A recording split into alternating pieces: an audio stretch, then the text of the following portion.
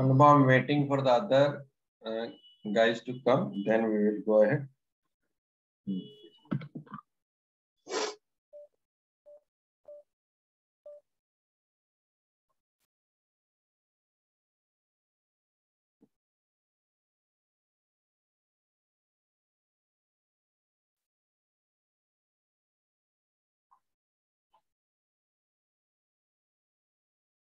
Okay.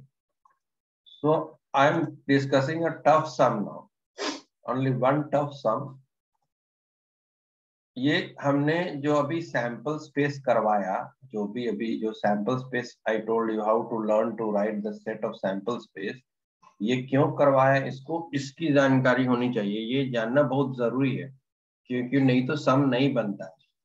और अगर tough आ गया तो, अगर कॉम्पिटिटिव एग्जामिनेशन का प्रोबेबिलिटी क्वेश्चंस आ गया तो टफ है। और प्रोबेबिलिटी एक्चुअली एक सिंपल सा रेशियो है। प्रोबेबिलिटी एक सिंपल सा रेशियो, जैसे कि probability of a girl in a coed school, finding a girl in a coed school is 3/10। That means probability of boys is 7/10। इसका मतलब यही निकल रहा है कि हर 10 बच्चा में से 7 लड़का है और 3 लड़कियां हैं, तो 20 बच्चा में 14 लड़के और 6 लड़कियां हैं, लाइक दैट। तो उसके बाद आप मैथ्स के यूनिटरी मेथड से सम्स को बना सकते हैं। प्रोबेबिलिटी को ओपन करना पड़ेगा पहले। Like you have to open probability, you have to understand what does this mean. Probability of, like suppose a man hit 10 scoring shots, 10 boundaries, all right, out of which the probability of 6 was hitting a 6 was 2/10. That means every 10 boundary में से 2 छक्का था, यानी बाकी 8 चौका होगा। तो probability को ओपन करके समझना बहुत जरूरी है। प्रोबेबिलिटी का एक्चुअल मतलब क्या होता है, ये पहले आप लोग हमको बताएंगे। इसका मतलब क्या समझते हैं। जैसे हमने कहा कि प्रोबेबिलिटी ऑफ फाइंडिंग, से for example probability of finding an admin staff and a teaching staff is 7/10. Probability of finding a teaching staff out of non-teaching and teaching staff is 0.7. तो टीचिंग स्टाफ 0.7 हमने कहा, यानी 7 out of 10 are teachers and 3 are administrators और are non teaching. That means वो PRO desk पर बैठते हो। इसको ओपन करके समझना बहुत जरूरी है। जैसे हमारे कोचिंग में मान लीजिए, हमने कहा कि हमारे कोचिंग में से फॉर एग्जांपल टोटल 40 बच्चा पढ़ते हैं, एंड द प्रोबेबिलिटी ऑफ, सब लोग ध्यान समझिए, देखिए कौन कौन वर्बली माइंड में इसको बना लेता है। हमारे कोचिंग में से फॉर एग्जांपल टोटल 40 बच्चा पढ़ते हैं, कोएड कोचिंग मेरा, तो the probability of finding a girl is 7/10। तो लड़कियां टोटल कितनी हैं, लड़के कितने हैं? मेरे कोचिंग में टोटल 40 बच्चे हैं। The probability of finding a girl is 7:10, तो 0.7। तो मन में क्या बोलना है, हर 10 बच्चा में से 7 लड़कियां हैं। हर 10 बच्चा में से 7 लड़कियां हैं, तो हमारे पास 40 टोटल बच्चे हैं। तो 10 में 7, 20 में 14, 30 में 21 और 40 में 28, 4 टाइम्स बढ़ा देंगे तो 28 गर्ल्स हो गई, तो 12 बॉयज। अलग से भी निकाल सकते थे, अगर 7 लड़कियां हैं 10 में से, तो 3 लड़के हैं 10 में। आर यू फॉलोइंग में क्या कह रहा हूं? अगर कहता हूं कि probability of finding a girl is 0.7 and total number of students is 40, that means 7 out of every 10 there are 7 girls, तो 40 के लिए 4 times increase कर दो, 7 4s are 28, तो 28 गर्ल्स है, तो बॉयज कितना हो जाएंगे, 12। तो ये इंपॉर्टेंट क्वेश्चन सब है, जैसे ना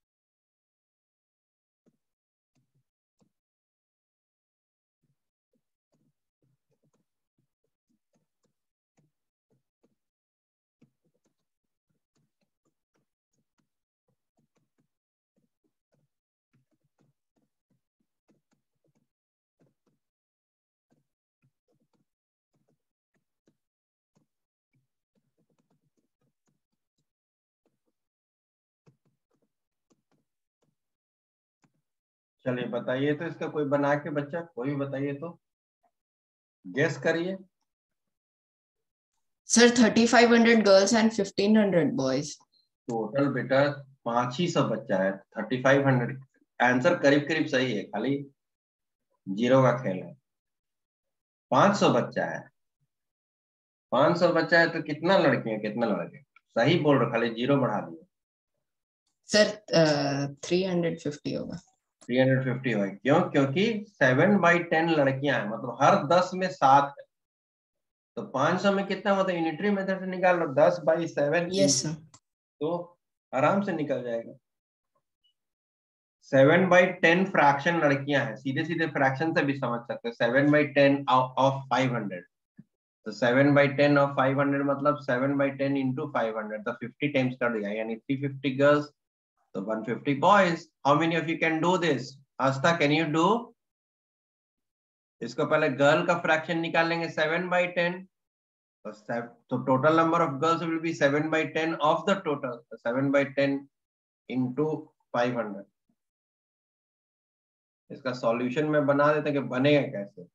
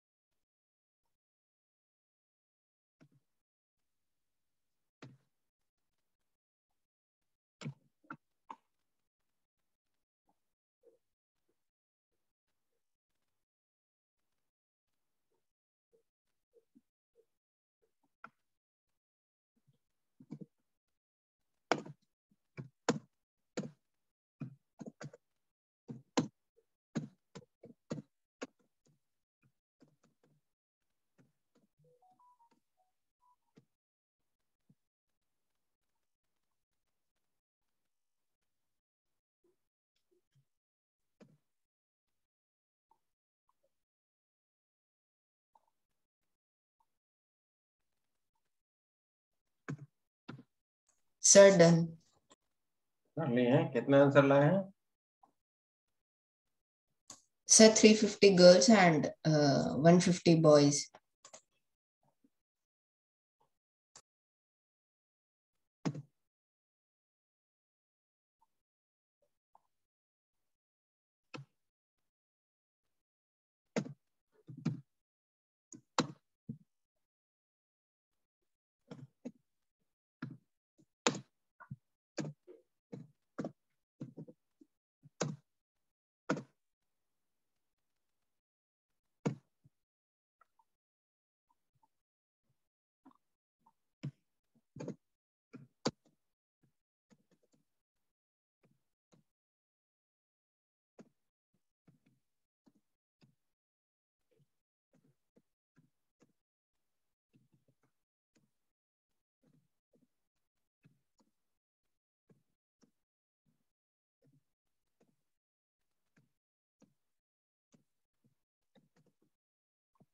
चलिए, तो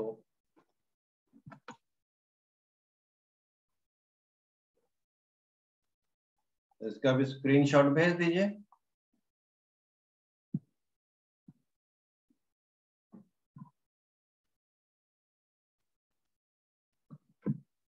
कृपया करके इसका स्क्रीनशॉट शेयर कर दीजिए। जियान, सर कर दिए। ओके। अब हम एक लास्ट क्वेश्चन करेंगे, फिर आप लोग को वर्कशीट देंगे प्रोबेबिलिटी का, ठीक है? तो लेट अस सी। पिछले क्लास में हम लोगों ने स्टैटिस्टिक्स किया था ना। ओके, सो अभी हम इसको क्लियर करते हैं। एक क्वेश्चन था बहुत अच्छा इंटरेस्टिंग, जो पिछले बार बच्चे पढ़ते थे, उन्होंने किया था इस क्वेश्चन को, कि एक बड़ा यूनिक क्वेश्चन आता है, सैंपल स्पेस लिखना क्यों आना चाहिए, मैं बता रहा हूँ।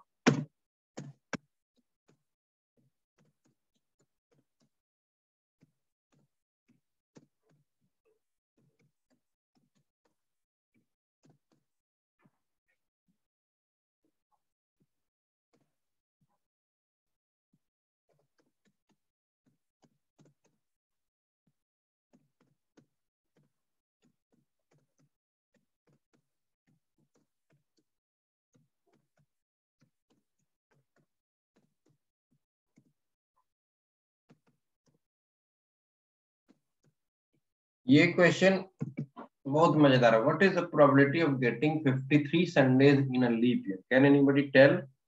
ट्राई कीजिए, आंसर क्या होना चाहिए।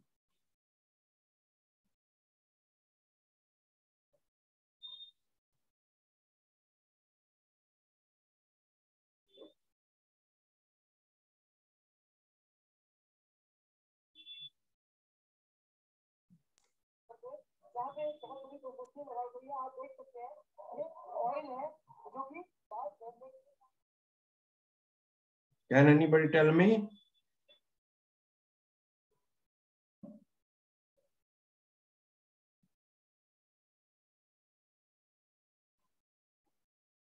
चलिए मैं बताता हूँ कैसे बनेगा।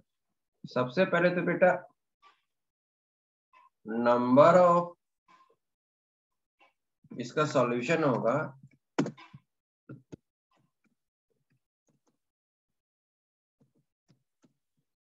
Number of complete weeks in a leap year. Guess किए हैं कितना होना चाहिए इसका प्रोबेबिलिटी?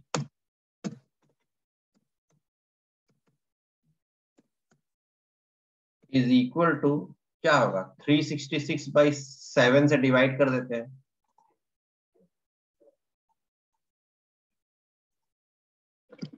थ्री 366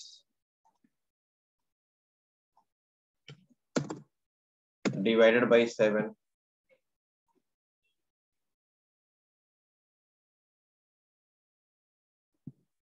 तो ये कितना रिमाइंडर आ जाएगा? 7 5 7 5 35, 7 2 14, 2 डेज बचा रह जाएगा। 52, so we'll have 52 complete weeks. So we will have 52 complete weeks.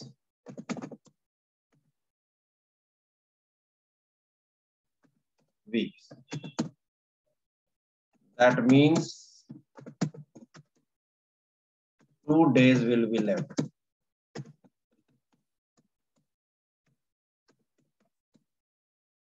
यानी 52 संडेज तो पक्का हो रहा है, यानी प्रोबेबिलिटी ऑफ 52 संडेज तो हो ही जाएगा। लेकिन बाकी जो बचा हुआ दिन है वो सेट ऑफ सैंपल स्पेस बनाना पड़ेगा कि वो कौन कौन सा दिन हो सकता है। बाकी जो 2 दिन बच गया, गौर से समझिए, बाकी जो 2 दिन बच गया वो हो सकता है संडे मंडे, या हो सकता है मंडे ट्यूसडे, ट्यू कर देते हैं, या हो सकता है ट्यूसडे वेडनेसडे, या हो सकता है वेडनेसडे थर्सडे, थर्सडे को टी ही रहने देते हैं, या हो सकता है थर्सडे फ्राइडे, या हो सकता है फ्राइडे सैटरडे वैसे कर देते हैं। या हो सकता है सैटरडे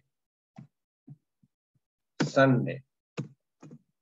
अब फिर से संडे मंडे आ जाएगा, यानी बाकी बचा हुआ 2 दिन या तो ये हो सकता है, या तो ये हो सकता है, या तो ये हो सकता है, या तो ये हो सकता है, या तो ये, यानी total number of element in the sample space कितना है? कितना नंबर आया? कितने पॉसिबिलिटीज है? 7। ये 7 पॉसिबिलिटीज है। और फेवरेबल क्या है? 2 संडे, संडे होना। तो कौन कौन सा ई क्या क्या हो सकता है? ई हमारा इवेंट वाला कौन कौन सा हो सकता है?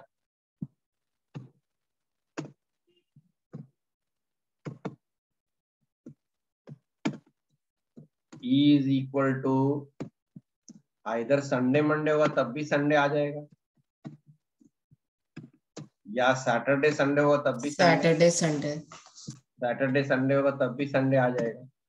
तो इसका मतलब number of E is equal to 2 आ गया। तो प्रोबेबिलिटी तो निकल गए।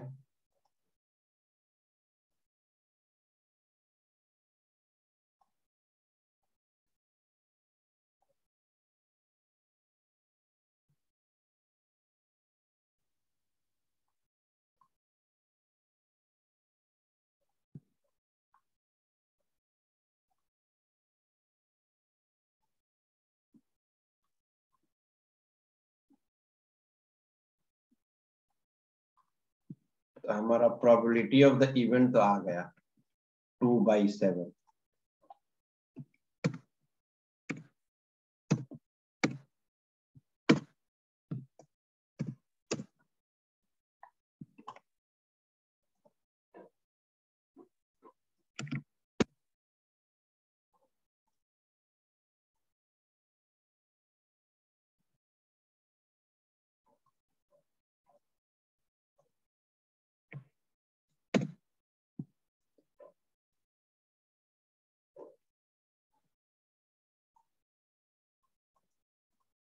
तो ये हो गया बच्चों, ये भी एक इम्पोर्टेंट क्वेश्चन था जो कभी कभी टीचर्स पूछ देते हैं।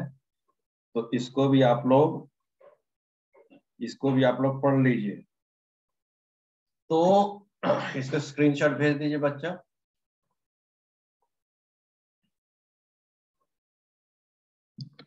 इसका स्क्रीनशॉट भेज दीजिए प्लीज।